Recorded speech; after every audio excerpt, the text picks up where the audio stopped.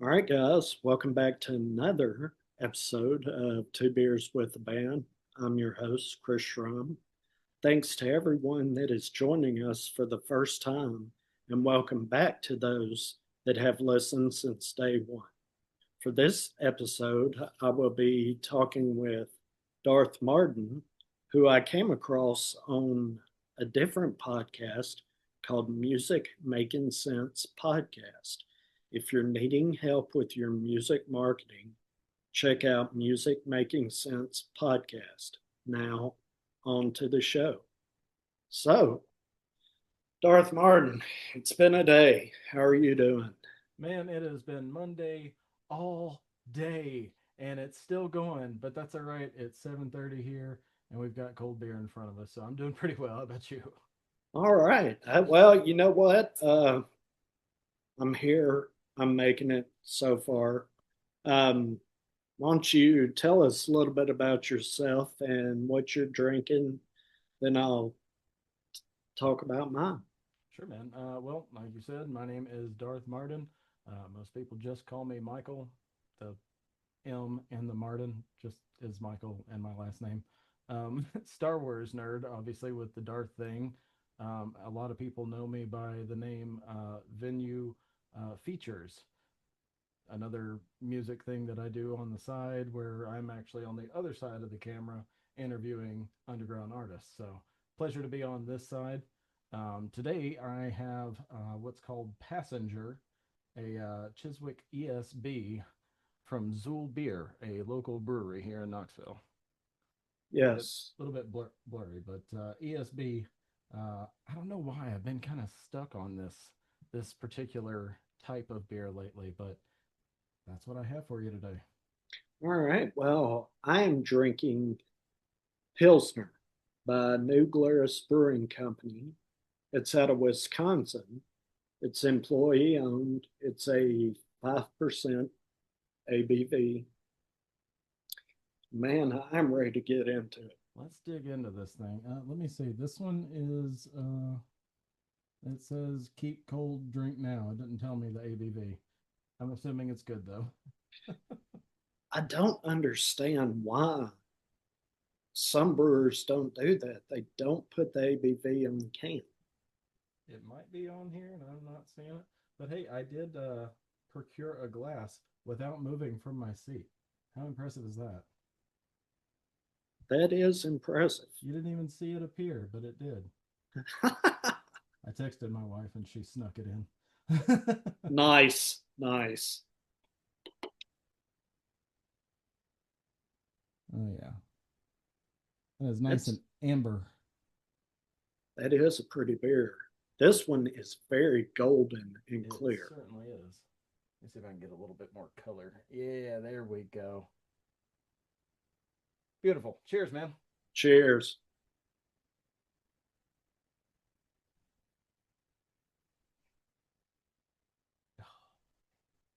Ooh, it's so refreshing. It's like if they took a dreamsicle and took all of the sweetness out of it and just made it bitter like beer's supposed to be. Right, right.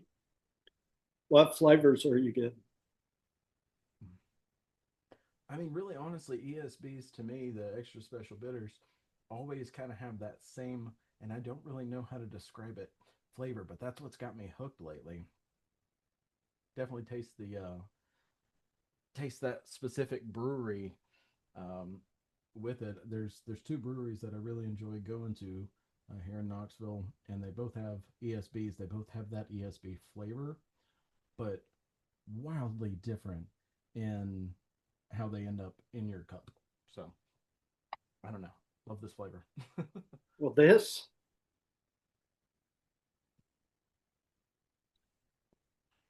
is a very light bodied beer. Um, very little sweetness. I mean, just very, very little. It has a real grassy bitterness on the back, um, which to me, it's a little much as far as the bitterness on the back. And I'd want just a little bit more sweetness in the beer. Not a great deal, but Up, excuse me. As far as this beer goes, I would prefer a little more sweetness and a little less hoppiness, but I'm not a big Pilsner guy just simply because Pilsners can vary so much in the way they're made. And I have a hard time finding a Pilsner that I really enjoy. And normally, when I do, it's either hard to get here in Nashville or it's seasoned for some reason. So I'm not terribly impressed with this one, but I mean it's not a bad beer. It's just not what I want. So yeah, it's okay. Um, I'm going to drink it anyway. Yeah, well, that's what it's here for. Now, for me, Pilsners always sort of slightly miss the mark on flavor. I'm typically into like a good IPA from one of the local breweries, but lately I don't know why ESBs have been stuck on them. And right now, my two favorite breweries are making them, so I'm all over it. Right, right. Mm. Flavorsome. All right. Well, let's get started with the questions. First question: what genre of music do you play? Well, as you can probably see from my Deftones shirt here, some somewhere in that nostalgic early 2000s era of hard rock. I don't like to particularly call myself metal. Um, I heard an interview once with Adam Jones, the guitarist from Tool, who said he sort of cringes when people call Tool metal, and I'm kind of in that same boat. So somewhere in that, I guess, new metal peak of hard rock is kind of where I would place myself. I don't know if that's totally accurate, but we're gonna go with it. Well, I mean, it's your music. You can put it wherever you want There you go. It's country. No. it. It's alt country, right? Yeah, yeah, yeah. No. I would say somewhere in that alternative hard rock is probably the right way to describe it. Okay. What instruments do you play as far as in your music? Um, so in the music that I play, there's drums, there's guitar, lead and all of that. There's a little bit of I got the bass over here. There's a little bit of the mandolin over here on occasion. Um, I don't really use synths, but I use a lot of effects on guitars to make what people sometimes confuse as synths, and I also sing. Okay. So, in other words, you pretty much play everything. Yep, one man band, which is why I don't really play shows because it's really hard to do alt metal and play a show with just one guy. Well, are there um, artists in your area that could play those other instruments the same way you do? Possibly, and I used to be in a couple of bands.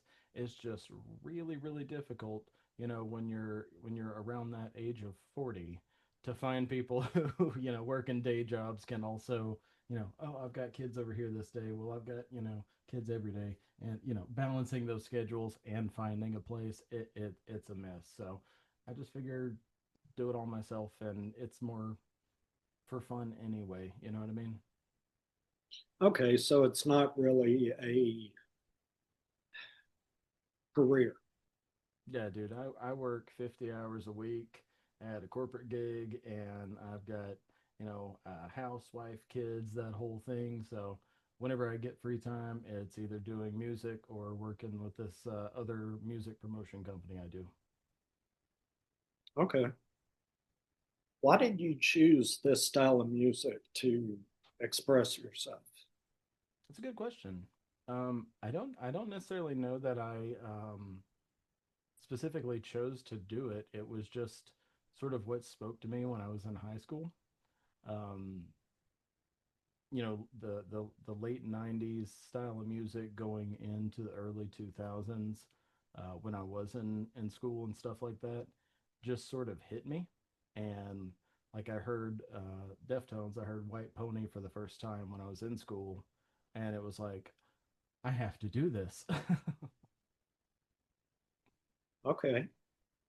Do your songs come from personal experiences other people have had, or a combination of the two? um, it is there. Okay, so there's one song in particular that is 100% a personal thing. It's the song called "Leaving" that I released on January the 10th. It is about my kids, about the bittersweet sort of notion as a parent where you're watching your kids grow up and you want them to stay little forever, but at the same time you're proud because they're growing up and finding their own path. So that's 100%, personal, internalized me. The rest of everything that I tend to write about is more about philosophical topics. I don't know why I'm into that, but a lot of times studying that stuff, so that's just what comes out in the music. If you weren't doing music on the side, what would you be doing? I can't imagine any possible reality where I'm not doing music at some level. So, music, even though it is just a hobby, it's more that it's a passion more than a hobby.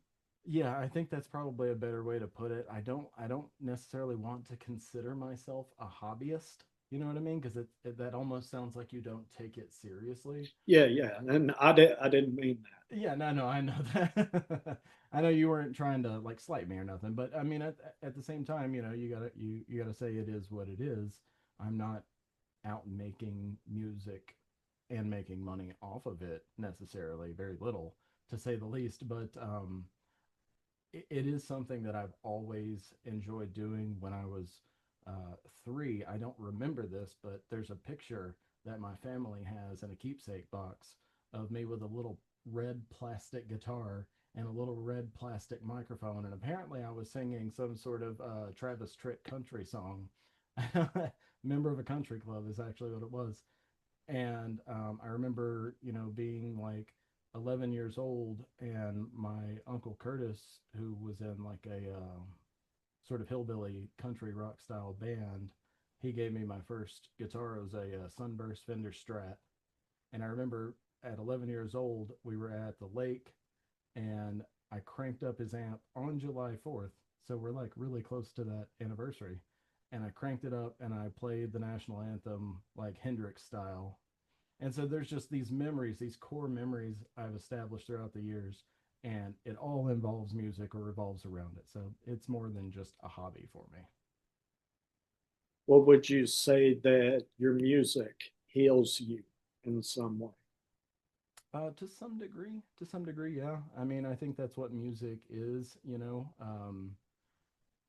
It's I don't know if it's necessarily a healing ingredient, but it definitely lets me get the noise and the thoughts and the sounds that are in here and put them on speakers. Does having a full-time job influence your music? Um, to some degree, um, I know one of the songs that I'm writing with a side project that I'm working on right now called Key MP, which I'll be happy to talk on a little bit more if you like. Um, it is very aggressive, and that happened after a particularly annoying day at the office. So I'd say that it does have some influence. Well, yeah, tell me a little bit more about Key NP. Yeah, so Key MP, I guess I'll try to find the shortest route through this because I don't want to just monologue for an hour or whatever we have here. But back in January, I came across this was right after I released that track "Leaving." I came across an ad on Instagram that said, "We'll promote your music for free," and it was from a guy with the logo Venue Music. And like anybody, my red flags went up, and I was like, "This is a scam." And I started talking to the guy. Well, it turned out it wasn't a scam. He literally was just trying to make room for underground artists. So I joined up with him almost immediately, and so most of my time is spent promoting other underground artists instead of myself. Um, in doing so, I started doing what's called the featured artist of the week on the venue platform. My very first featured artist is a guy named Paris Artist, hip hop, um, timeless hip hop sort of singer, rapper, really really good lyricist. And I was like, man, I've got this song. It's sort of like a Linkin Park style vibe, a little bit of rock, a little bit of hip hop, all sort of mashed together. Here, I'm gonna send it to you. You give it a shot. He knocked it out of the friggin' park, man. It was so good. He sent it back to me, and so I was like, all right, well, let's do this track then. Let's do this thing. And he was like, man, I've got an idea for you too. And so it just happened that we lightning struck and we met, and we're like, okay, well, if we're gonna make more than one song, let's do maybe an EP. He was like, okay, well, if we're gonna do an EP, we need to maybe do 6 songs, and we need to not just say Darth Marden and Paris Artist because that's too clunky and stuff like that. Right. So we came up with Key MP, sounds like EMP, and M for Michael, P for Paris. So that's where that came from. Where can I where can I find some of this music? Oh, our first song is going to be released probably at the end of July. We are not completely finished with it yet. We have about 6 or 7 songs in the chamber that are currently being worked on. Okay. Now, as a single artist or even as part of Key MP, do you have unfinished music? Yeah, there's some stuff on the shelf. The first song that I sent Paris to do with Key MP, that was one that I had in the back pocket for 8 years, I think. It just had different versions of it. And it was just sitting on the shelf waiting on the right voice to come up, and I finally found him. Um, but there's probably, I don't know, an album's worth of unfinished, unreleased music that it was like, I don't know, I'm not super happy with it. Let's see if I come back to it later. Okay, I know a lot of artists have just a ton of music that they put you know, in their back pocket on the shelf, whatever their version is. But for you, how do you come back to that music? Um, I think for me, it's, like I was saying, I like to get the sounds that are in here out and onto speakers. Occasionally, I'll have a riff that I wrote, or maybe a drum pattern that I wrote, or a bass line or something that will come back to me, just be stuck in my head. I'm like, oh, yeah, okay, I remember that song, Trivial or whatever it was called. And then I'll be singing that in my head, and I'll be coming up with melodies that I didn't hear, 2 years ago when I wrote it. The song that I released May the 13th, I believe it was, is called Noesis. That was a song that I had those couple of riffs sitting on the shelf for about 3 years. And then I started hearing stuff to it that I'd never heard before and came back and redid the whole track. And that was my latest single. How much time does it take for you to record a song from just coming up with it in your head to final production? Uh, Considering you play all the instruments in the song. yeah, that takes a little longer. And talking to some of the underground artists that I work with on a daily basis, most of them are underground rappers and hip hop artists and some pop singers and stuff like that. And a lot of that stuff is beats and keys, and then they can just either freestyle or write raps down, and then they can put a song out or two or three in a day. And Right. so it made me feel really slow because my process takes probably closer to maybe 3 weeks to get all of the instruments down and then go through the production process and get everything exactly how I want it sonically, and then another probably week of like adjusting little knobs and then listening to it in the car and then adjusting another knob, all of Right. that. And then I'll upload it to get it on a streaming platform, and then it'll be probably another 4 weeks before it's actually released. So all in all, I would say 2 months is a pretty good guesstimation on if I started a song now, in about 2 months it would be released. Okay. Um,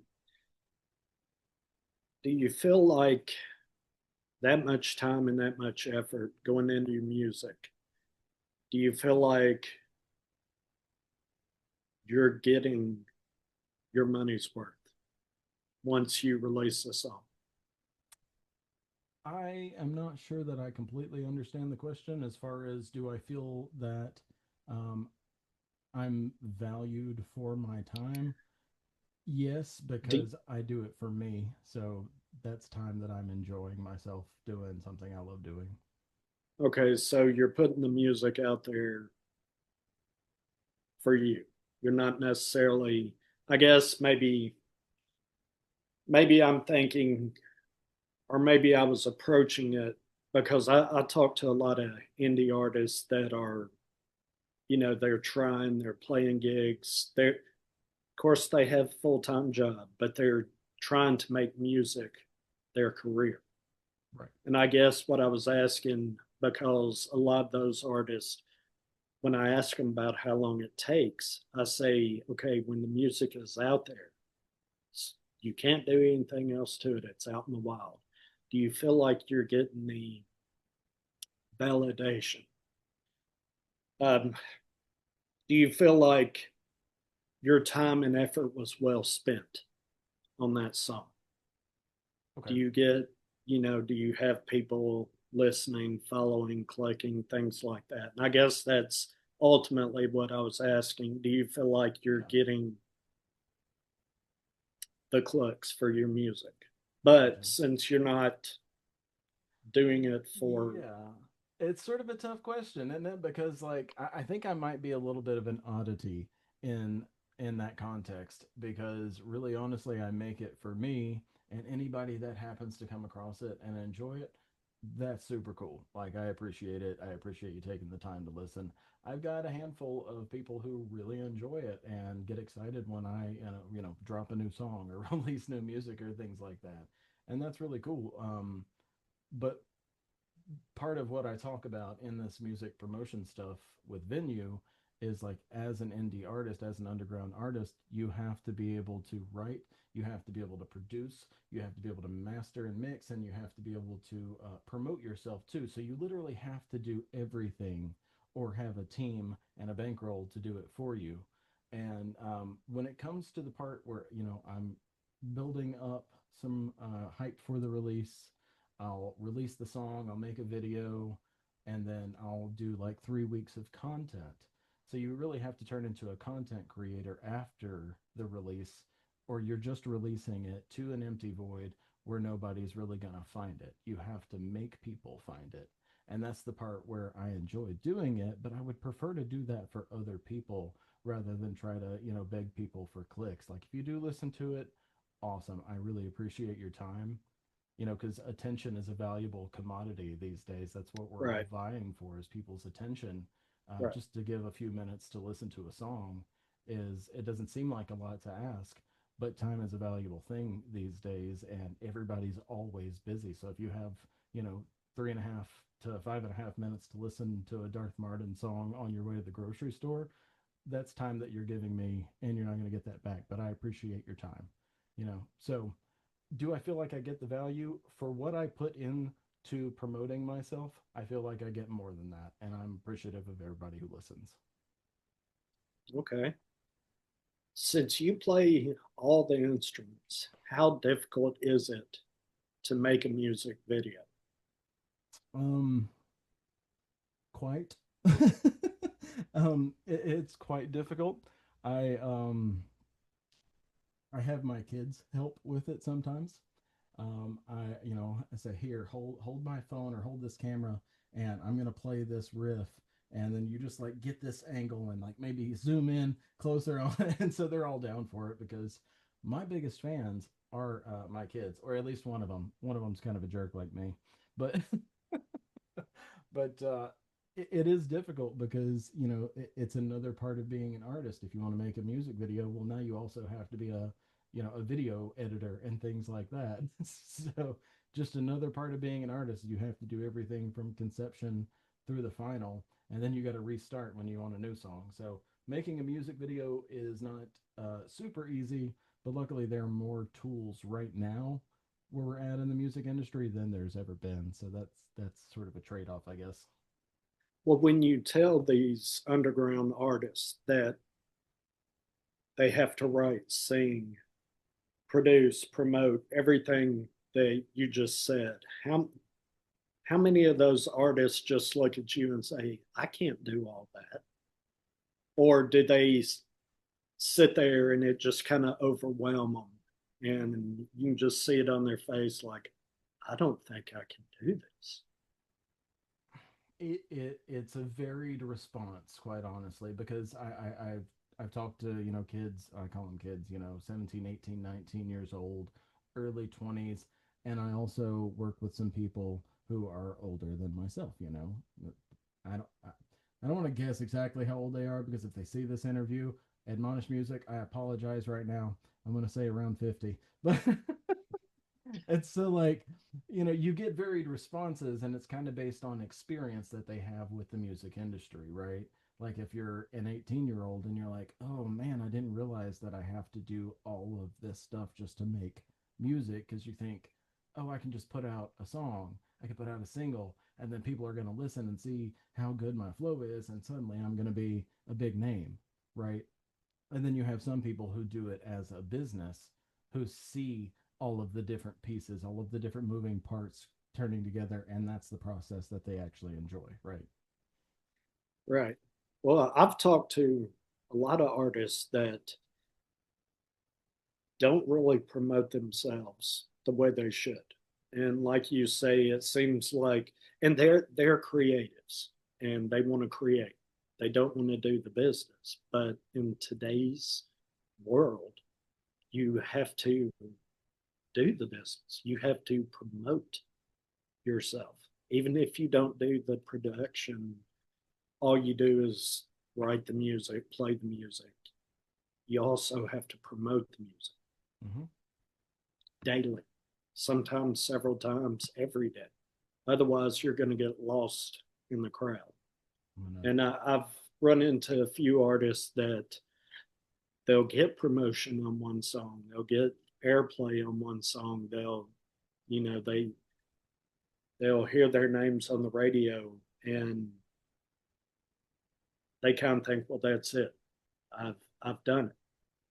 Well, if you don't keep doing it, you're just going to fall to the wayside. Yeah, you're I talking mean, about consistency, and that gets really, really challenging, because when you're doing everything from conception through content, the whole gamut, and then you got to start the whole process over, you eventually are going to experience burnout.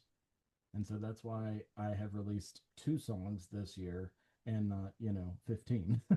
right, right. Would Very, you? very consistent pace for me. It might be slow, but it's what I can handle given the rest of life.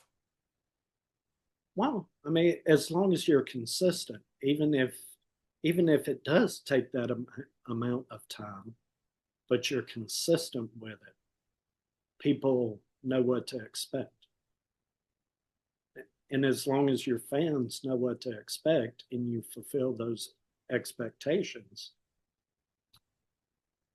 I don't see that as a problem, no matter how long it takes. That's just me as a consumer, as a fan. If I know what to expect from my favorite artist, it's easier when they do kind of disappear for a little while. I know they're working on something, they'll be back, as opposed to the artist that pumps out 3 albums in 1 year and does a year's worth of touring.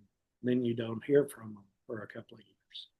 Yeah, well, to that point, one of my favorite groups of all time is Tool, and we all know, like, their last album, Fear Inoculum, uh, took 14 years to come out, after the one before that, preceding that was 10,000 Days, I believe it was. So, when you expect a very long time in between albums, it doesn't really disappoint you if it takes a long time between albums because that's what you're accustomed to. So, whatever the consistency happens to be, I completely agree with your point. Would you say you have a vivid imagination? Vivid imagination. To me, probably yes. I've been told that I have a way of describing things. Um, with my family, it's particularly describing smells that makes them sort of gag just hearing my description. But but when it comes to music in particular, I like to think that I do because I have to sculpt every sound that I'm hearing in here. And it's sometimes not necessarily vivid in terms of a visual, but sometimes it's a very explicit sound, a very concrete sound that I'm hearing that I'm trying to get out of my amp setup or out of my DAW or what have you.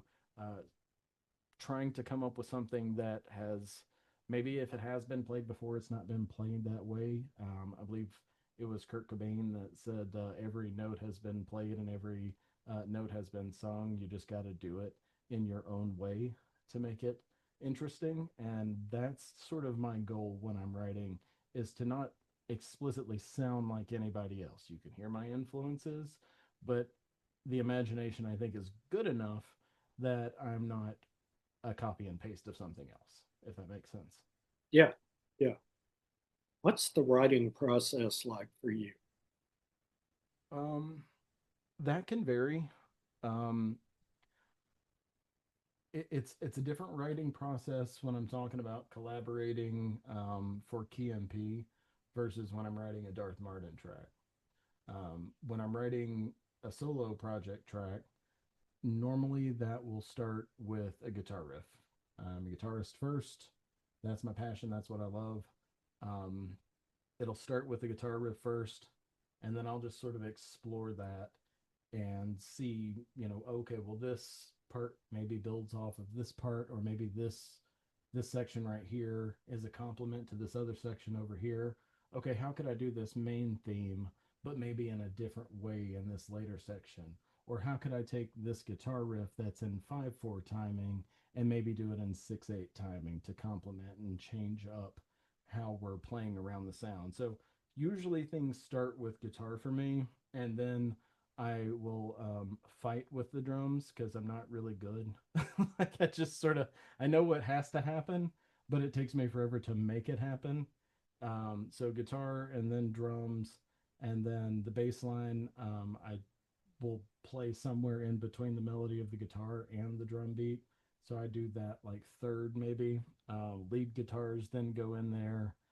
Any sound effects that I want to make with the guitar then go in on top of that, and then I'll sing it in the car for like a week and a half until I'm hearing all of the melodies right. I never have words when I'm writing. The words always come last. The words are the last thing that I write. Um, and I don't know why that is. That's just sort of the way that I write.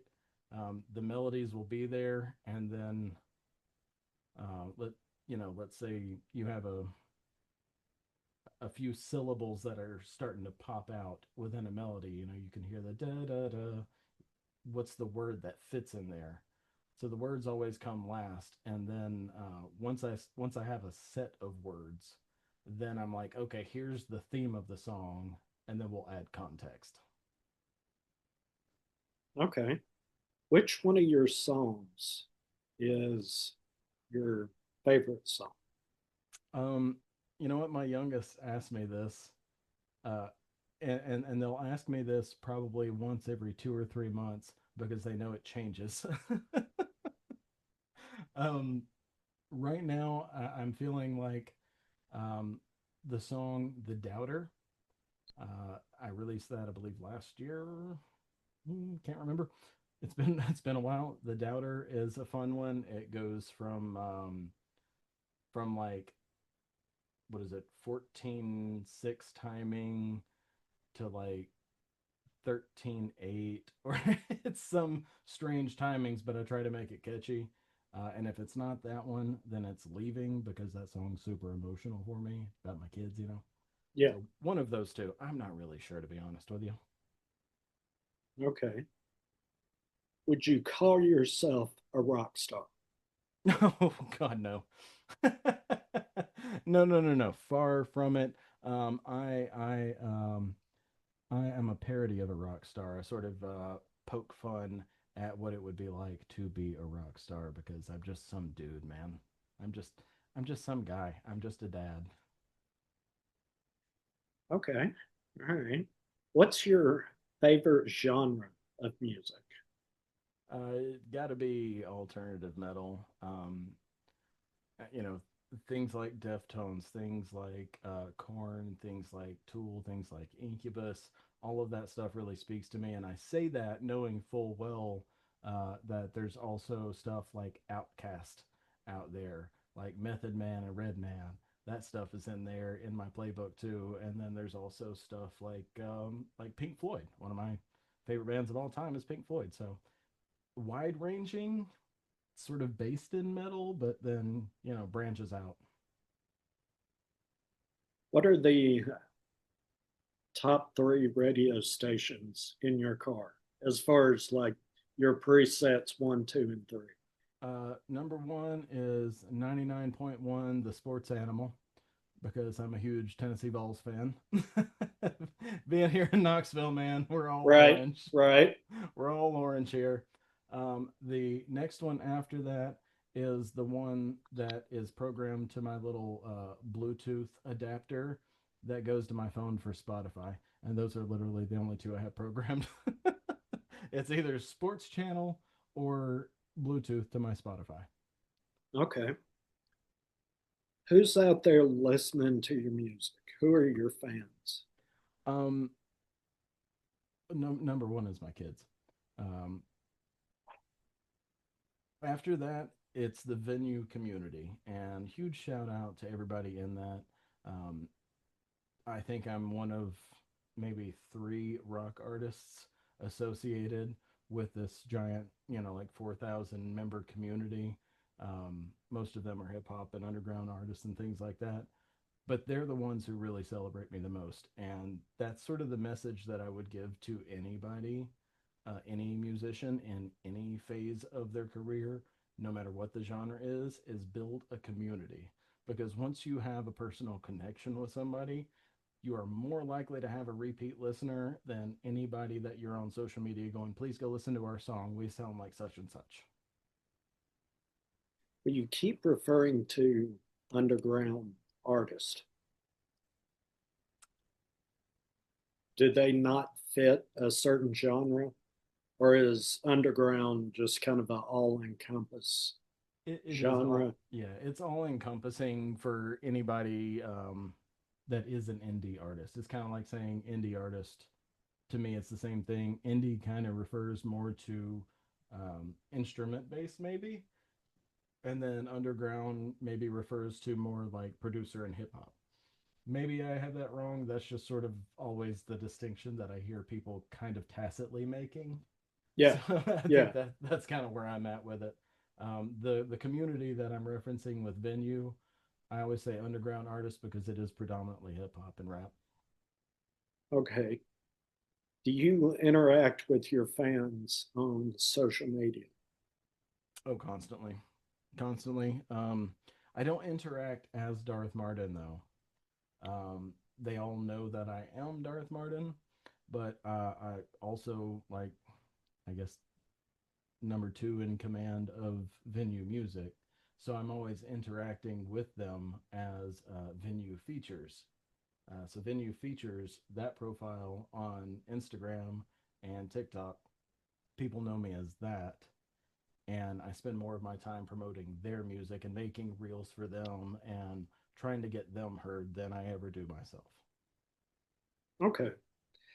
Well, I have a quote here from you that I would like to know why you put this on social media. Sure. It says Darth Martin crafts music for the outsiders, a signal cutting through the noise of belief, conformity, and fear. Each song is a world, each video a crack in the surface of reality. Alternative, dark, heavy, electric. This is music for the ones who don't pray for salvation, they forge it. Yeah, yeah. I mentioned that I write a lot on philosophy and things like that. Basically, each of the songs that aren't the song about my kids, each of those songs are on a very specific philosophical argument, either for the existence of God or against the arguments for the existence of God. So a lot of my topics that I talk about in my music are in that realm. And whether you believe or whether you don't believe, the entire concept of the music is to make you think about it.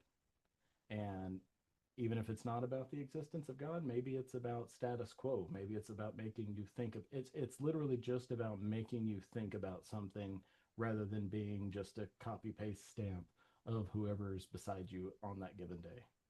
That's all that is. So, in other words, you're letting the listener come to their own conclusion about how to translate the song. A little bit. A little bit. The only one that I really say here's what it's about is the one about my kids. Okay. So, do you ever get emails or messages from fans talking about the way your music has affected them? um I can't really say that I have. Um the only time that I ever really get to talk in depth about what the songs mean is with my youngest. They're a super huge fan of mine and love that kid. But, you know, the other day they came up to me and they were like, you know that song, The Doubter? And I was like, the one I wrote? And they were like, yeah. I was like, yeah, I wrote it. And they were like, that song's a banger. This kid's so funny. And I was like, okay, well, thanks. What do you think about it? And they said, the first couple of times I listened to it, I didn't understand it a whole lot because the time signatures are weird and the rhythms are sort of funky and stuff like that. But I listened to it again and it's actually really catchy. And what did you mean by such and such line, whatever line they happen to ask me about? That's the only time that I've ever talked about the philosophy behind the music, I think. Well, it's interesting that I wonder if when people listen to your music, if they don't understand it at first and they come back and listen to it over and over and over and then build their own translation in their mind of what the song means, and then it makes that song appeal to them that much more. And You then know, the fact that's that the hope. your timing is off a little bit, it gives them something else to grab a hold of. I mean, that's the sort of hope. Like I make it to stay interesting for myself, but if somebody's going to listen to it, I'd like to think that they're taking those deep dives and they're going, "Wait a minute, what was that about?" And they go back and they listen to it again. They're like, "Why am I nodding my head, but then I'm suddenly not on the beat? What's happening?" You know what I mean? Like it makes them sort of think two or three times about it. Um, if that is what's happening, and I know a couple times that people told me that did happen to them, specifically with my business partner with Venue. Uh, he told me he was kind of doing that same thing and was like, okay, so you went from 13.8 to 14.6. What were you on? And I was like, dude, like totally sober, wasn't on, wasn't on nothing. But if I'm keeping it interesting enough that people are coming back, then I don't feel like I am a part of some of the disposable music that is out there right now. And I don't mean that it's bad. I mean disposable in the sense that people are writing to try to get notoriety, trying to make it appeal to the most people possible, as opposed to making something that is creatively expressing themselves as an individual. That's the hope. Maybe I'm just being, pretentious. Well, if you get a fan base that just loves you and you keep producing the same music, you're going to keep those fans for a long time. as opposed to, like you were saying, disposable artist or disposable music. You're trying, I mean, music changes constantly. So Right. to stay relevant, you're going to have to change constantly, especially if you're in a certain genre and you want to stay there. You're going to have to go with what's working. And I think at some point, you do lose yourself as an artist. What Quite possible. what drove you to being an artist and being in music? You're losing that. Now all of a sudden you're out there, you're doing it for money. You're doing it for somebody else. You're not doing it for yourself. And if you're not doing that for yourself, it's not worth doing, right? Oh man, you are preaching to me right now. Just keep going. I'm enjoying this. Well, it just it I understand what you're saying, but there's so many artists out there that say I have to be relevant, so I have to do this. Well, you might lose some fans along the way if you change up too much. I've I'm not going to say I quit listening to these bands, but I've seen bands go from indie artists that I truly loved to they sign with a label. The label promotes them. They get out there on the and do these big money tours, and their sound changes Mm-hmm. a great deal, and even their topics change. And it's kind of like you're not the person I fell in love with. Who are you? Right. And I'm you know, gonna keep listening, but I'm not gonna listen as closely. not as intently. And you know, Right. you also have to give some grace when that happens because we all change as people. So obviously, our music is going to change with us, and the topics that we talk about are going to change, especially if there's a big life event like you gain notoriety, for instance, whereas you were unknown and indie before. That's a huge life change, and now you're on tour constantly. You know, you give some grace in those instances because of course people are going to change when there's a big life event like that, but at the same time you can tell when an artist is making something from in here versus making something for what's out there. Yes. Yes. And I think that's why I lose my intensity when I listen to those artists. I mean, I'm still going to listen. I'm just not going to follow as closely. When I hear, oh, a new song from such and such band is up next, okay, cool, I like that. But I'm not going to run out and try to find the album and, you know, download it and then just listen to it, front to back because I know it's not Right. who I fell in love with. Well, But I will listen to the music that's out there, and eventually I'll download the album, I'm sure. But I won't approach it with the same intensity that I did, when I first discovered. the same vigor, the same Y- fervor. Well, Yeah, who's an artist for you where it doesn't matter everything that they did before versus what they're doing right now? Who's something that you always attach yourself to? well, there's a band out in Nashville called Larkin Poe, and their music is going a little more mainstream. Um, it's not it's not kind of the classic blues, southern rock vibe that it used to be. It's more of I'm not going to say pop country. And if for some reason they were to run across this interview, I'm sure they would completely disagree. But as a consumer and as a fan, I'm still a fan, and I like the songs I'm hearing. They're just not what made me fall in love with the band. Sure. No, that The makes total way sense. the way they play the guitars, the way they play their instruments are still there. They're just not up front like they used to be in some of their older stuff. I can relate to And that, man. and Like I enjoy I think everybody kind of experiences that with artists though, right? Yeah, yeah. And, I mean, like you say, artists do, and artists that are in it for a career and they get signed by these labels, they have to do what the contract says. And I appreciate that. You got to do what you got to do, but at the same time, I hate when a contract takes the creativeness out of the artist. Yep. But the people who are on the business side, they got to sell the music. They got to appeal to the masses, and they know what works.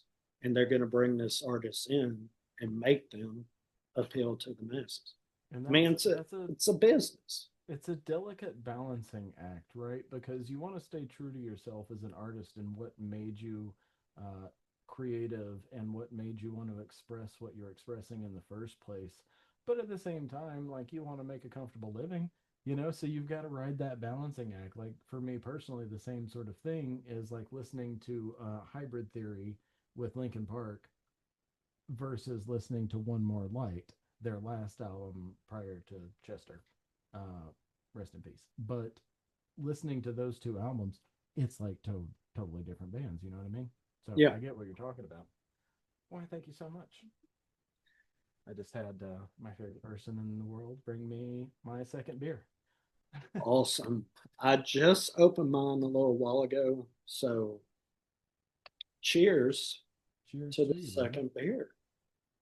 Now, you mentioned that typically when you have people in studio, you have different types of beers. I am drinking the same ESB as before, so apologies for throwing off the groove of your show. Beware the groove. Oh man, there's no problem. Everybody's gonna do what they do. Look at that. That's beautiful. I love It that. is a pretty beer. Cheers, man. Cheers.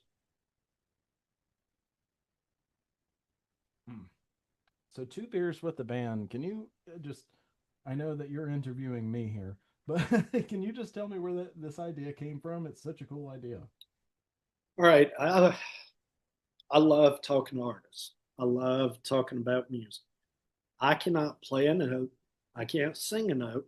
I'm the farthest thing from an artist that you could possibly imagine. But music is my thing. My heroes are musicians. They're not football players. They're not athletes. They're not movie stars. Honestly, I enjoy sports. I enjoy movies, but it's, hit or miss on meeting those people. I don't really care. I live here in Nashville, so I've met so many musicians, and I do my best when I meet these musicians, these artists, not to be all fanboy, but it's difficult, and musicians are my heroes. So, little bar that I go to, not as frequently as I used to, but I went in one night and my buddy that was supposed to be there, he didn't show up. Something came up, he couldn't make it. Okay, no big deal. I'll have a few beers, head to the house. Um, so I'm sitting there having a beer, and I'm hearing these two guys beside me talking about music. So I said, "Well, I'm gonna listen in, but I'm not gonna lean over, but I'm gonna pay attention." So they're talking about music, and I find myself sitting there with the empty glass. I have finished my beer because I'm listening to them talk about music. Bartender comes up and says, "Do you want another?" I'm like, "Yeah, whatever I was having, give me another one of those." And she walks off with my mug. And one of the guys gets up and leaves. And I decide I want to start talking to this guy about music. I got a few beers in me, so made it a little bit easier. So he and I got to talking about music. Well, he finished his beer, um, and he told the waitress, like, yeah, I'm going to have one more, but after that, I got to go. And I was like, well, I got my beer, so I'll finish that and I'll leave. Um, he gets his beer. We sit there and talk about the beers we got, just real briefly. He's like, man, I got this. This is why I like it. It smells like this, and I get this. And we just kind of kicked around about the beers real quick. And I said, well, man, I heard you say this and this to that other guy. Um, why is that? So we sat there and started talking about music.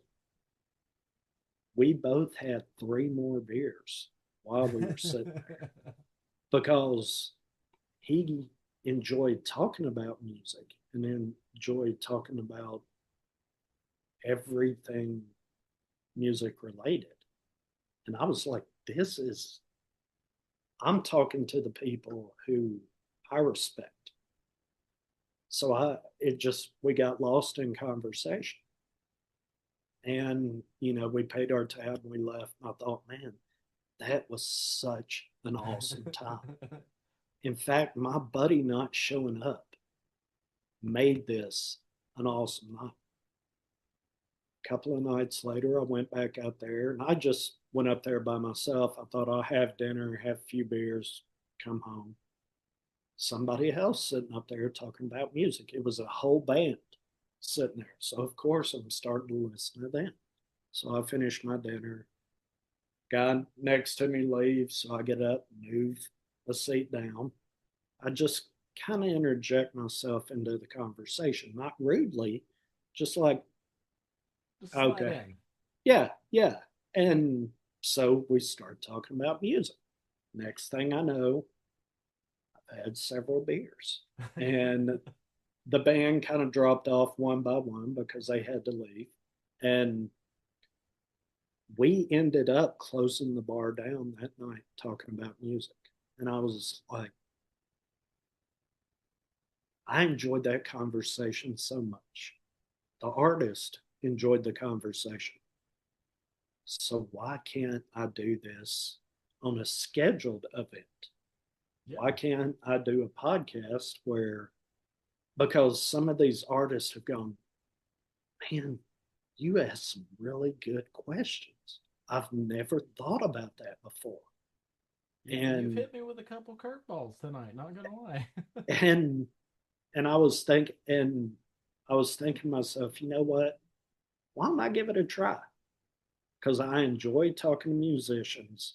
Musicians enjoy talking about themselves if you can get them to do it. And if you What ask, better way? exactly. You are a genius. I would like to think so. I'm sure people would disagree, but I thought, you know what?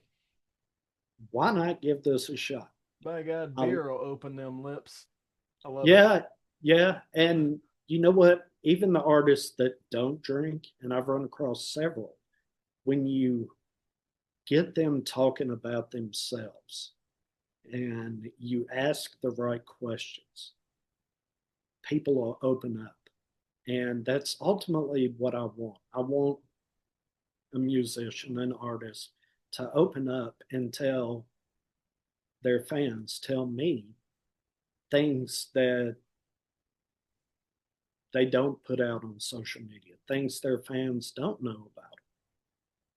I mean, anybody can sit here and ask, when did you start playing music? Right. Uh, why is this the name of your band? What's coming out next for you? I mean, the basic questions. Right.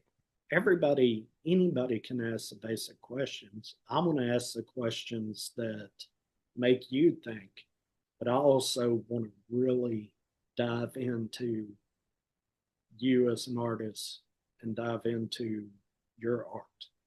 Yeah, I mean And that, it's a super cool thing, and like I said, when I'm on the other side of the camera here, and I'm the one doing the interview, I kind of go the same route. Like one of my favorite questions to ask artists that I work with is, tell us something that nobody knows about you. one of my favorite answers of all time is I'm a really good dancer. And I got this from a hip hop artist too. He's probably he's young 20s, right? And I said, "You're a really good dancer." I was like, "Well, what type of dance you talking about? Like hip hop dance?" He said, "No, man, ballroom dancing. Like I can really do some serious ballroom dancing." I doubt that he would have ever volunteered that information if I hadn't pried it a little bit, you know? I actually have that on my list of Ah, questions. see, you're a pro. So, since you just asked that, Damn it. I wasn't ready. what is your answer for that question? That's a difficult question because I'm kind of an open book. Um, I guess the closest thing here, you know what? We'll go super personal. Why not? I'm an open book anyway. It's not like I hide any of this stuff. Um, Dealing with mental illness is something that I've dealt with and my family has dealt with for generations, apparently. Older generations typically don't recognize it as a real thing, but I did. So I actually spent a week inside of a mental hospital when I was in high school. And I realized during the times in my life that I've had the hardest bouts with anxiety or depression coincided with times that I wasn't writing. All the time that I wasn't writing music, the depression or anxiety feelings that I feel got worse. I don't think I've ever expressed that on any social media platform before. So there you go. So, to circle back, music does heal you.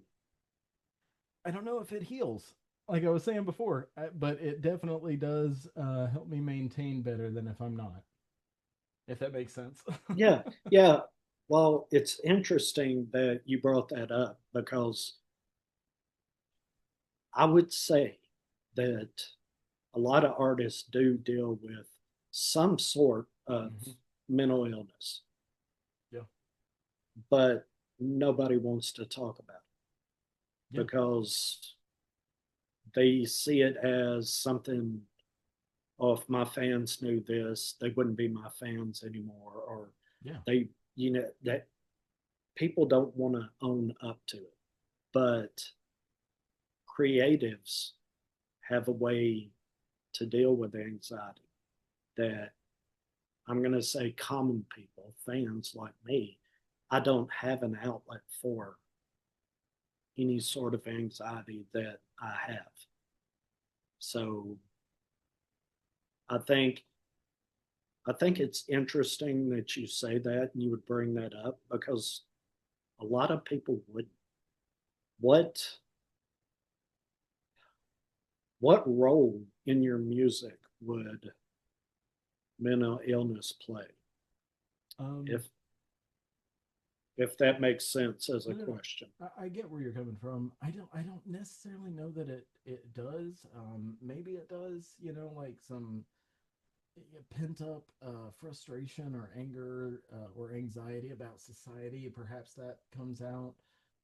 But I mean, this is a topic that I am trying to bring attention to in the circles that I run in with my music promotion stuff.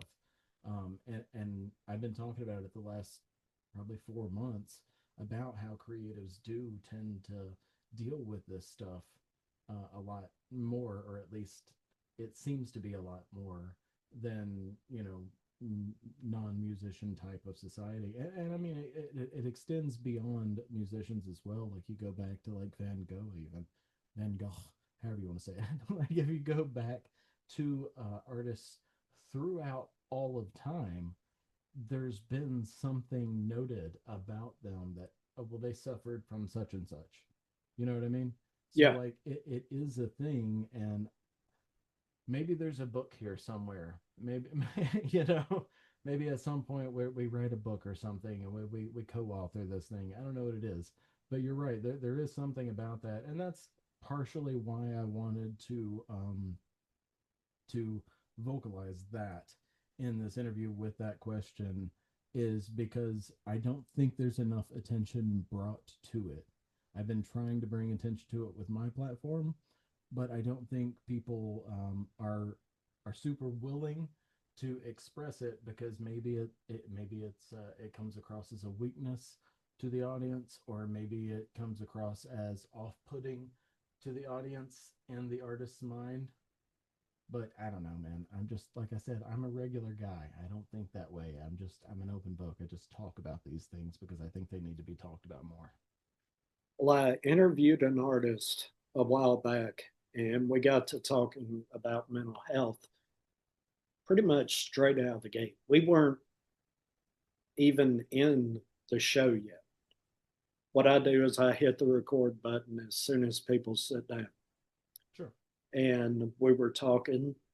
Um, Next thing I know, we were just, I don't know how long we sat there and talked. I think I probably, I don't know, had I had a beer on my mind, but I was like, this conversation means more to me than even getting started. And before I knew it, so much time had passed. I was like, dude, but hold on.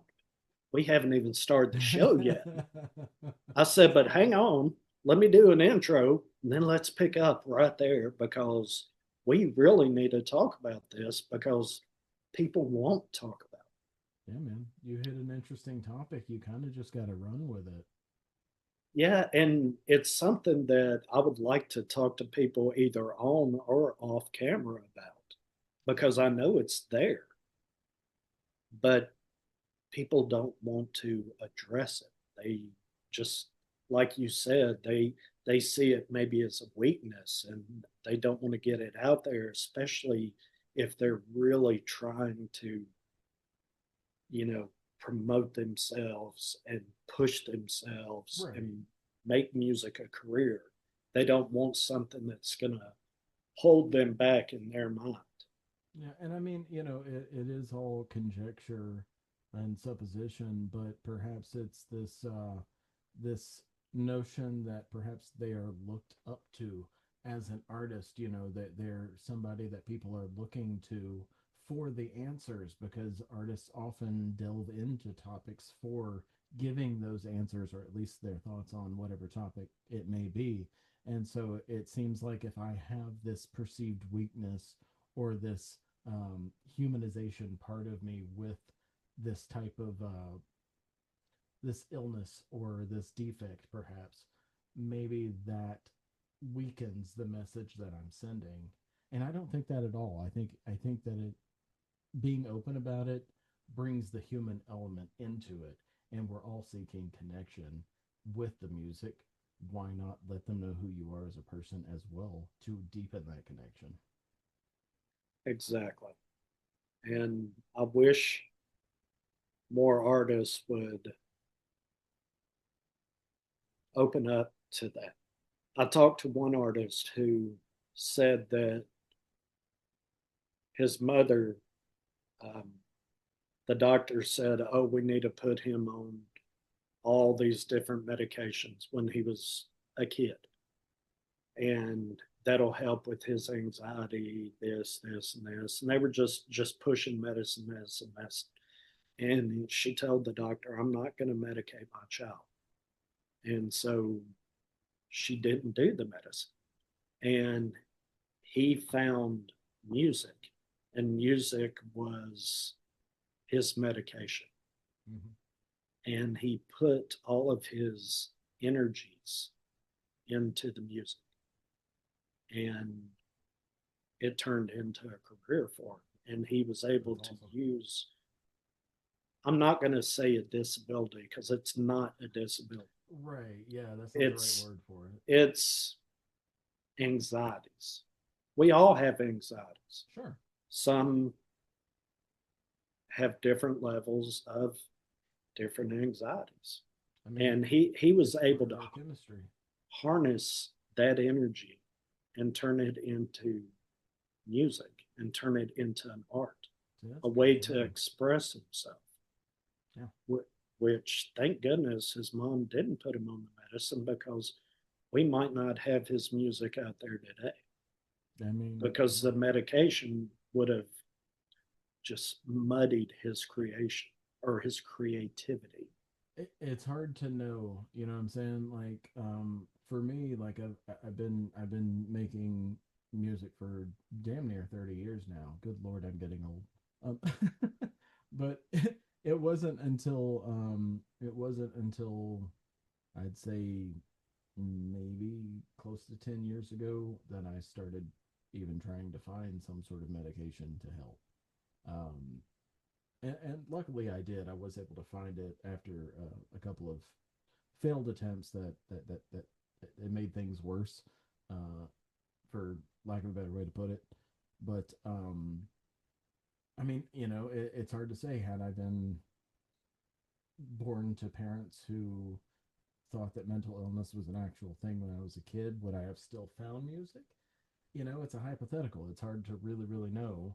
But I will say for certain that once I did find the right combination of meds that helped level me out and help balance me a little bit more emotionally speaking, uh, the more focused I was able to be on the music. And I honestly didn't find the sound that I was looking for or one that I thought was uniquely me until that happened. So maybe there's a few different ways you could look at it, like most things in life. Well, and like you said, each person is different. Right. Everybody approaches things differently. Some people need to be on medicine, and then some people don't. But because mental illness, especially maybe in a child, it seems like nowadays the easiest thing to do is just throw medicine at it. It's Right. not to, well, let's dig a little bit deeper. Let's Right. try to find out why the child is doing this or thinking this. Or it's just easier to say, you know what, they're exhibiting these signs and symptoms. So here, take Hey, that medicine, it's going to cure. hey, man. The thing about it is we are in this species at this point in time. Those spots at the checkout counters that have your quick grabs, your candy bars, your gum, and all of that sort of stuff. They wouldn't exist if we didn't already love instant gratification, right? Right. We wouldn't have all of these artists out here throwing everything that they have on YouTube, uploading a song every day and a half if we weren't looking for that overnight success, that instant gratification feeling. All of that stuff exists because that's who we are as a species, right? But at the same time, we have to understand that evolutionarily speaking, there's not a thought process behind it. Evolution is throwing just shit at the wall to see what sticks. And so we're all kind of neurodivergent in some sort of way. We're branching in a lot of different ways, all at the same time. There's no one right way, so therefore there's not one specific type of brain chemistry. But at the same time, we are all susceptible to that, that Snickers bar that's right there at the checkout counter. So we want to find the easiest solution, right?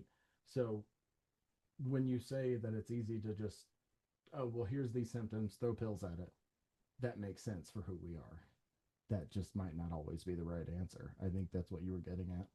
Yeah. And I think it's not the right answer. I think you should try other things before you throw a pill. Um, Hey, it could be the right answer. Maybe it is, maybe it isn't, but I think you're right. You should dig deeper first. well, I think maybe you should let the child express themselves. And as long as their expression is not hurting them or someone else, just let them express themselves and let them find themselves. Maybe that's the problem. The child is confused on who they are. And also, we've got a fuzzy term here in child because at my age, I see an 18-year-old as a child. I see it like a 21-year-old still as a kid. So maybe we got to Right. narrow that language down a little bit. Well, I was talking like a about, like a 8-year-old, maybe a seven yeah, year old or yeah, something. Yeah, 7, 8 year old, a kid that is going to go out and play, and a kid that is learning what's acceptable in society and what's not acceptable. And at your age, you should be doing these things. Right. You know, all kids are told that. Every parent tells their child, at your age, you should be doing this. You need to stop that. That's child's play. You need to Well, start growing up. as a And society, we're changing in that respect too. Like, I come from the generation where my parents were like, "Oh, hey, it's sunny. Get the fuck outside, and you stay out there until the street lights come on. And if you come back before the street lights come on, I'm gonna make you clean something." Because that was my parents' generation, was go outside, ride your bike. I'll see you tonight. Whereas as the generation now, it seems is not as open, like the kids nowadays. My kids, for instance, they're not as open, or maybe I as a parent am not as open to just saying go and I'll see you tonight. We're changing as a society too. well, society is changing. But I think also because of social media and because Mm-hmm. instant gratification. Yep. Whereas a child, when you're told to leave the house and not come back until the streetlights come on, go find something to do. You had to go out and be creative. You had to go out into the shed and say, okay, I broke the chain on my bike the other day, but there's a ball over in the corner. Let me get this ball and go do something. And see, that for me was not a good thing, because that's the reason I started smoking cigarettes, and it took me forever to quit. I didn't have the right type of guidance back then. But everybody's a little bit different. Well, I didn't expect this interview to go this way, but this is a really interesting conversation. But somewhere along the way, you found music. Yeah, and like I said, I think it's always been there for me. Having those memories as a kid of music being there. I remember one of my earliest memories of figuring out that I enjoyed time signature type music, stuff that experimented a little bit, is I was outside, I was at my papa's house, and my dad and my papa were working on his old Chevy. This old black Chevy that had, like, the racks on it for ladders and stuff like that. They were working on his Chevy, and time no, no, excuse me, Money by Pink Floyd was playing on the radio. Dun, dun, dun, dun, dun, dun, dun. And I was like, wait a minute, there wasn't a four there. What happened? And the beat, if you're nodding in 1, 2, 3, 4, the beat flips on you because it's in a different time signature. And that was the first time I heard that in mainstream. I can remember saying, this song is different, Dad. Do you hear this?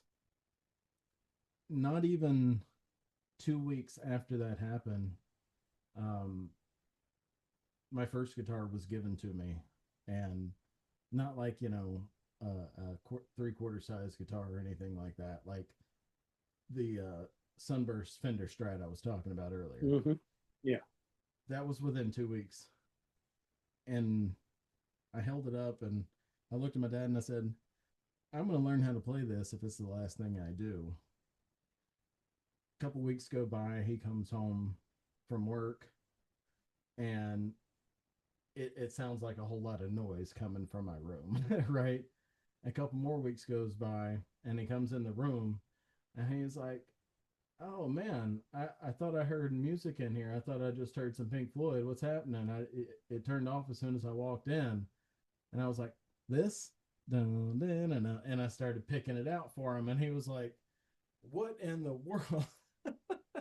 So, like, the music thing has always been there. All of these formative memories for me.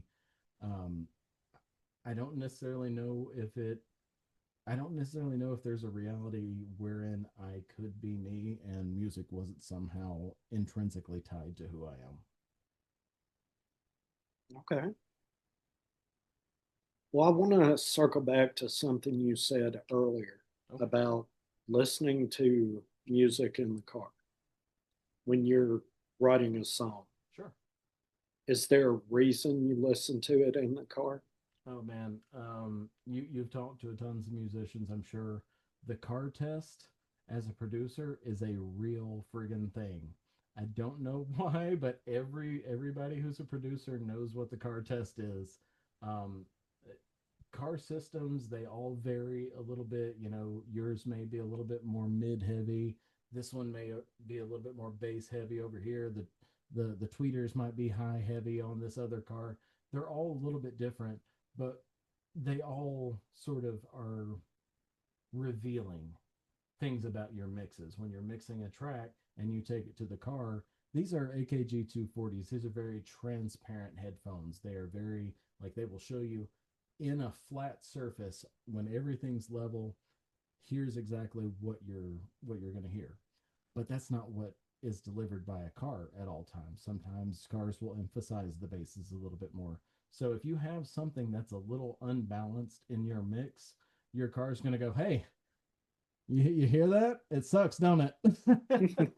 I don't know what it is, man, but every producer knows what the car test is, and the car test is very telling about your mixes. Well, I thought the first time I heard that, I said, well, it makes sense because a majority of the time when people hear music, Mm-hmm. they're in their car. Yep.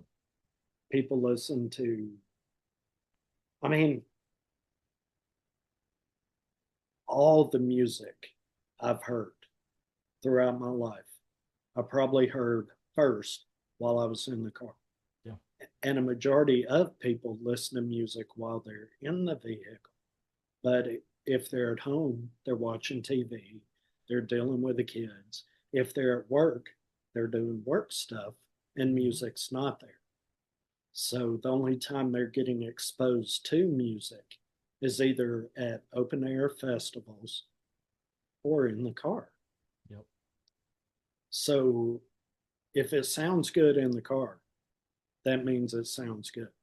More or less. I mean, when you're producing, you're gonna want it to sound the best in your headphones and on your studio monitors. You want it to sound good there, because if it sounds good there, that's where you can start taking it to all these other devices that people listen to music on. Sometimes people listen on their phone speaker like this. Sometimes there's a little Bluetooth speaker. It doesn't have a whole lot of wattage, maybe it doesn't have a lot of amps, but you're still going to listen to songs. Maybe you're chilling outside barbecuing and you got your Bluetooth speaker going. You know what I mean?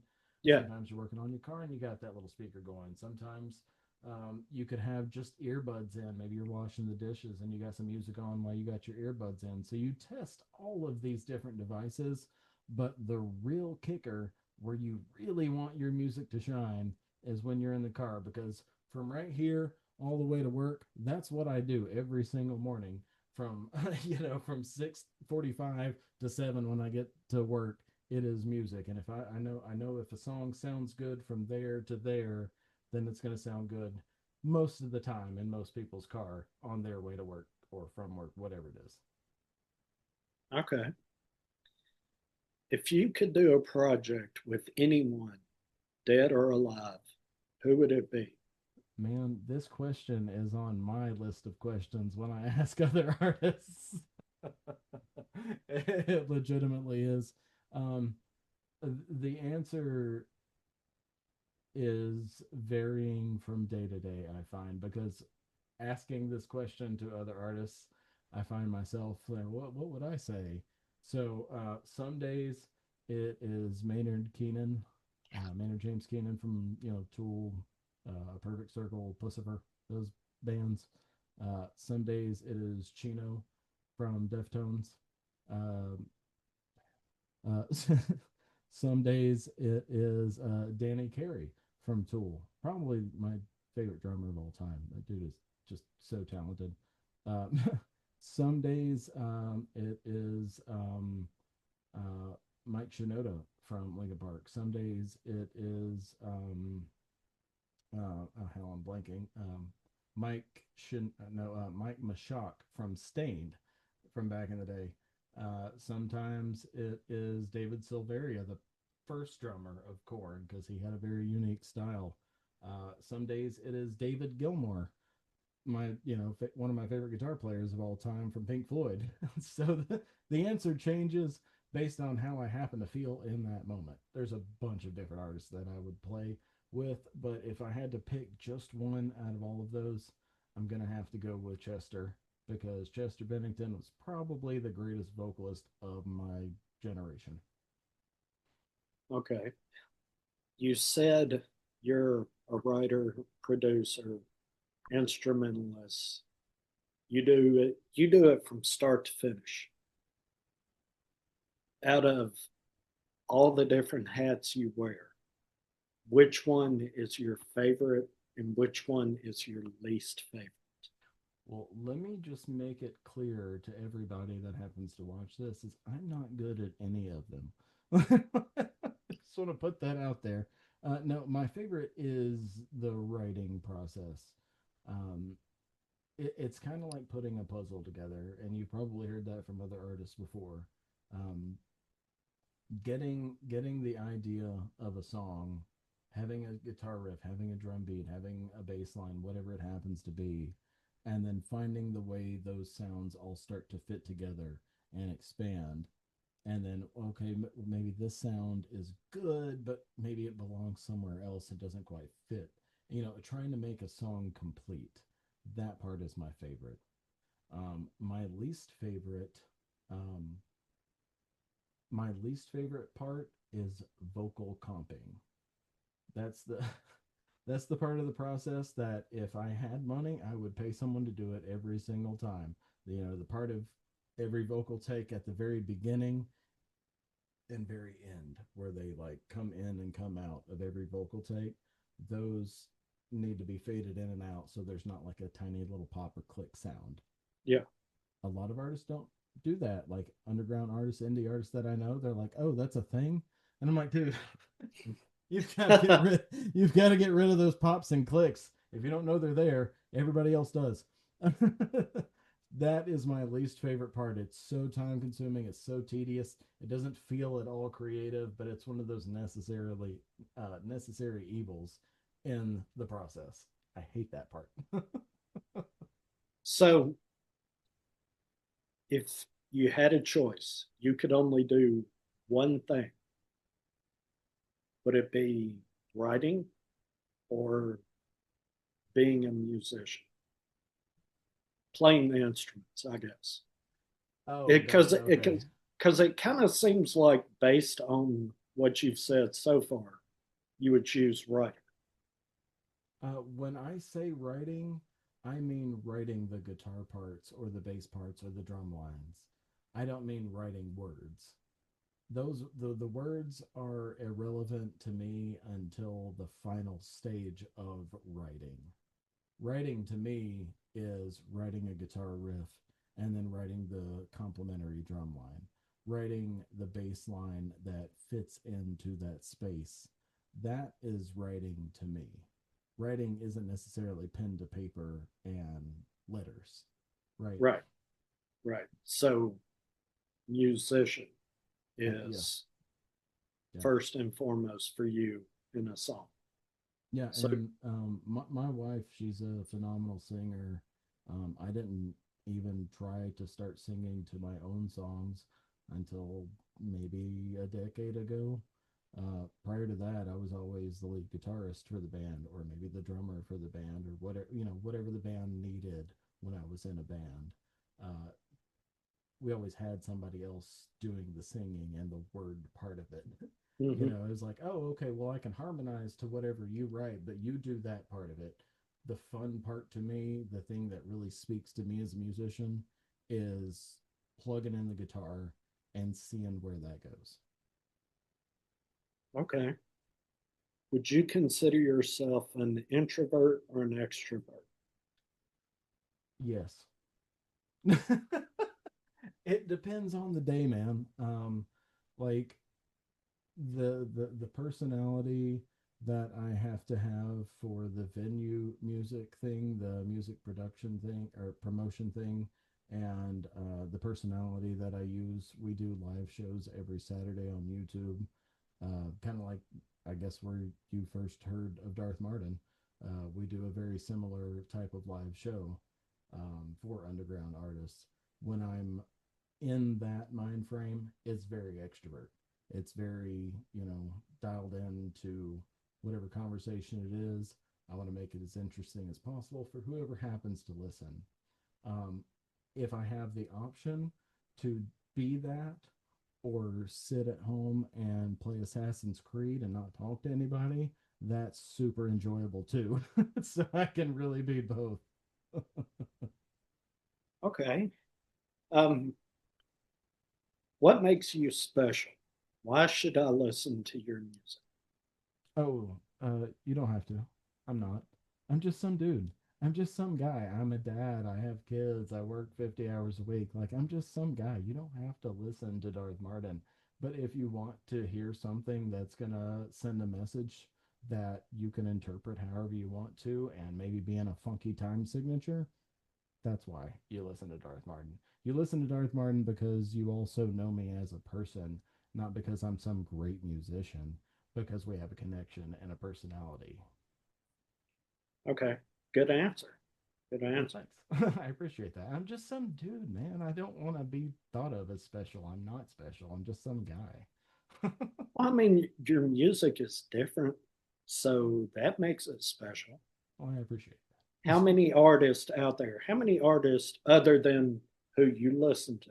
How many artists do you know that could possibly do your style of music? You know what? That's something I talked about recently on one of my Instagram live streams. Um, Based on who I know, there's probably only a handful of niche artists that could do what Darth Martin does. Like, nothing that I do is particularly challenging. Like, none of the guitar riffs that I come up with are like extremely hard. If you're a good guitarist, you can probably figure it out. If you're a decent drummer, you can figure out the drum lines. If you're a bassist, you can probably figure out the bass lines. If you can sing, then you're probably already better than me because I just do the best I can. You know what I mean? So there's probably several people out there who could do various parts of it, but I don't know that anybody is writing, and again, by writing, I mean coming up with the production of the song that I'm writing. I don't know that anybody's specifically saying, hey, you know what? 14/8 time signature sounds great with 13/7. Let's mash those together in the key of G. Go. Right. What what hurdles have you overcome in music? What hurdles have I overcome in music? I think I think that's a difficult question for me to answer because um, you could really point to any given life event and say that's a musical hurdle, right? Like when I was dealing with some of the worst depression that I've ever dealt with and was trying to find the right balance of meds, that was a musical hurdle because it was taking attention away from what I wanted to do with the music stuff because I wasn't balanced completely, right? Like you Right. could say that the birth of both of my kids was a musical hurdle because it was taking time away from music because I was focused on these newborns. You know what I mean? You could say that making sure that my kids, one of which is about to go to high school, making sure that when they have an appointment for a symphony, that one of them plays clarinet. You see the clarinet case over there. When they have a symphony, a youth orchestra thing, that they're on time to that. When I'm driving them to that, maybe that's a hurdle. You could really look at any given thing as a hurdle to overcome if you want to view it through that lens. But honestly, the way that I approach music as, I guess, a hobbyist, if you want to say it that way, I don't necessarily know that there's many hurdles to overcome from that lens. Okay. How would you describe the perfect day? Um, April 13th. No. Um, uh, Perfect day is one where I don't have to work. I get to wake up before everybody else in the family does and mow my yard, and it's not to the point where I sweat my nuts off yet, and get the yard taken care of. And then I come in and make sure the whole family's fed. Maybe the wife and the kids are watching a movie, or, my wife knits or something like that, or the kids are doing their thing.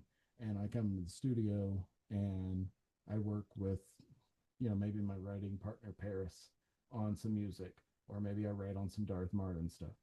And then later that night, Saturday nights is when we do the live stream on YouTube. And then we do a really awesome YouTube stream. So, like, for some reason, it shouldn't involve work, but it involves me mowing my yard. That's super cathartic for me because I put on headphones and I listen to music for 2 hours, whatever it takes. Um, it shouldn't involve the work, but it does. And then there's music, and then the family's happy, and then I get to do the music live stream at night. That's the perfect day. Okay. Well, what makes you happy? What makes you truly happy? Oh, seeing my kids crack up and giggle and smile and be happy.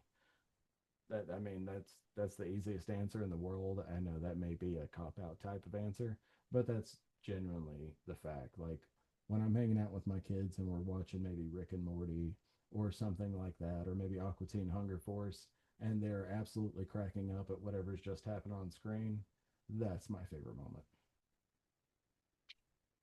Have you ever wanted to give up on music? Yeah, I absolutely have. I've mentioned being in bands previously, right? Yeah. Um, when when I was in those bands and various members were going off and not being truly focused. I've heard it said that a lot of bands are really one man projects with people that play for them, because you have a lot of bands have one person putting in a ton of effort, and then a lot of other people that sort of slack off, right? Yeah. I felt like I was that in a couple of different projects. I felt like I was the guy who was like, okay, here's what we need to do for rehearsal today. Here's what we needed to work on. This is the song that we needed to finish up. Let's do these things today. And then sometimes I felt like I was the only one who was really invested. And when those bands inevitably did fail, as they all did, when those bands did inevitably fail, I was like, what is the point? People aren't reliable. You know what I mean? People Yeah. aren't going to show up for you. I'm the only one who's even trying. Why am I even trying? Nobody else is. You know what I mean? And so Yeah. in those moments, it really felt like music was a pointless cause. And then that was when I took the aforementioned breaks from music. And then that's when I suffered the deepest depressions that I've ever dealt with. And then I was like, oh, okay, that's why I'm not going to quit music. Got it. I'm with it. What subjects or emotions are the easiest for you to write about? Um, Most of my stuff is philosophy based. Some of it is political based. Um, I've always heard it said, write what you know. Um, so anything based on the things that I've studied with philosophy or politics, those are absolutely the easiest things to write about, because those are the things that, in a society like the one we happen to live in, I don't know if you've been on social media lately, but you can just open up your phone and there's a bunch of really scary news right there in your face. Yeah. Yeah. There's a lot of stuff immediately present. So if I'm writing about all of that stuff, and it's all ever present at all times. So that stuff's super easy. As far as a difficult space to write about, I found it very, very difficult actually to write about my kids with the song Leaving. I found it really, really emotional. Like, dude, I cried for like 2 weeks trying to write that song. It was such an emotional time, because it was like, it's about my kids growing up, and I don't want to see my babies get big, and they're not my babies anymore, but at the same time I'm super proud of them, because they're finding their own way in life, and they're finding their own things that they're into. And so writing that particular song was super hard for me because it made me like super emotional the whole time. And when I explained to my youngest what that song was about for the first time, they were like, can we not listen to this? And I was like, why? They were like, it's a good song, it's just gonna make me cry. Well, one day it'll probably be their favorite song. But that's the hope. That's the hope. If my kids are the only people who listen to Darth Marden in like 30 years, I've done my job. What what is success for you in music? um, Tough question. I guess the easiest way to say success for me would be a means of making sure that my wife and kids are taken care of. Like if that were my job for 50 hours a week making music, as opposed to going and working for some corporation for 50 hours a week, is how I pay my mortgage, etc. Like if that was the way, that would be successful for me. Obviously, there's different levels to that. If I could take care of my family and also take care of my extended family, my parents and my in-laws and my sister. You know what I mean? If I could take care of everybody because I had that type of money, I just had it like that. Right, That would be a right. different level of success. But making it a music for me would literally just be that's what I do to support what I'm trying to support with my family. That's it. Okay. Um, and to finish up the interview, always ask an artist, what are two questions that you've never been asked in an interview that you wish someone would ask you? And what are the answers to those questions? Man, you know what? I asked a very similar question to the people I talk to. Only I say one question, not two. Crap. So this is even Okay, harder. well, no, let me give you one then. One of your twos. You only have to pick one. Okay, okay. How how are you doing? How am I doing? Yeah, Um, Stress of modern living and the workaday type of life. The fact that I tend to make some person that I've never met owning this corporation more money than I'll probably ever see. The fact that, we deal with stuff in our own lives, be it medical or whatever.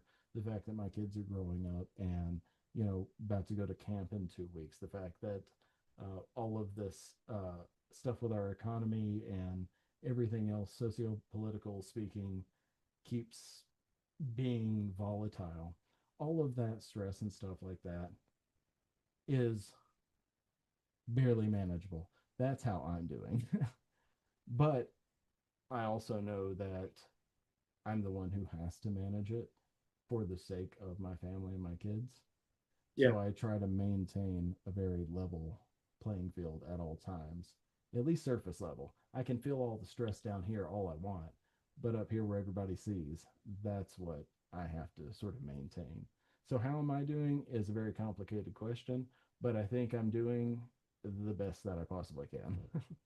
Okay, okay. That's fair. That's fair. All right. Now, what is the one question that no one has ever asked?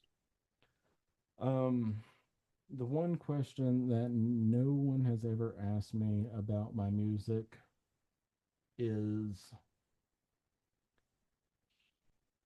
why do you not want to make something more popularized or mainstream? And, you know, if you've listened to anything Darth Marden, everybody knows that, playing around with time signatures is not going to be your four on the floor, 1, 2, 3, 4 super catchy pop song. And it's way more likely that you're going to be able to make a living supporting your family doing music if you're writing something that's more mass appealing for very catchy pop song, 4 chord transitions and things like that. So why aren't you doing that if you're really serious about music? If you want to make it in music, why aren't you making things that are more popular sounding? And the answer to that question is because while I would enjoy making it on music, I don't want to trade what I enjoy doing and what I enjoy creating um, for any type of notoriety or money or fame or anything of that nature. Um, if I could do music for a living, that would be fantastic. But I'm not going to stop doing the thing that I enjoy doing in order to make it, because to do that would be to sacrifice why I'm a musician in the first place. So, in other words, be true to yourself no matter what. I mean, you said it better than I did, but yeah, that's it.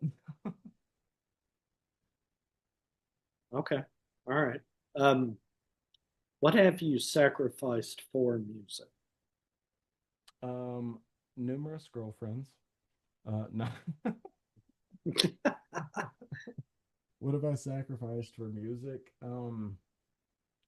I don't know that I've sacrificed anything for music. There have been times when I have sacrificed a band practice to go and see a live show.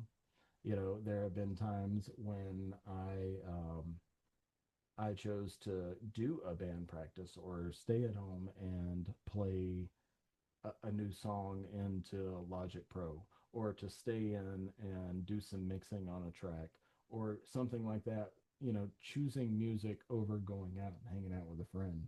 So sacrificing maybe time with family, friends, loved ones in order to make music because that's my passion. Maybe that would be the right answer here. It's hard to say. Well, it's good enough. It's kind of the answer I expected. Fair enough. Um, well, to finish up, where can people find you as far as Darth Marden, and where can people find the professional you? What are all your handles? What are all your links? Where can people find out more about you? Sure, man. So my main hub, I guess you would say, is Instagram. Um, at Darth underscore Martin, I believe is my handle on there. I also go by at venue underscore features because I do an artist of the week and everything like that on there. So you can find me and my personal music as Darth Martin, or I mean, probably honestly, my kids have Googled Darth Martin and my weird ass face comes up. So I know that you can find me if you just Google Darth Marden. That is Marden. You can find our venue music links on the venue page. There's a YouTube channel. We'd love to be able to promote your music too. We're not ever going to ask you for money. We do this like the reason you do it, just love of the game, man. We just love music so much. We're music heads the way that you are. Right, right. All right. Well, we're up against the wall on time, so I'm gonna have to go ahead and end this. But man, I really enjoyed this conversation, Hell yeah, and dude. I really enjoyed your openness about everything, about your music, about mental health, about the business that you're doing on the side, your love of the art of music. And it shows in your music because you put so much effort into each and every song in each and every video. And I enjoy that. And it shows. And knowing that you play all those instruments and all of that is you, it's not a band, it's just you. That makes me appreciate the music and the videos that much more. I appreciate So, that, man. Chris, it has been so much fun meeting you. Thank you so much for this conversation. Like, more than happy to help promote this show in any way that I possibly can on either of my pages.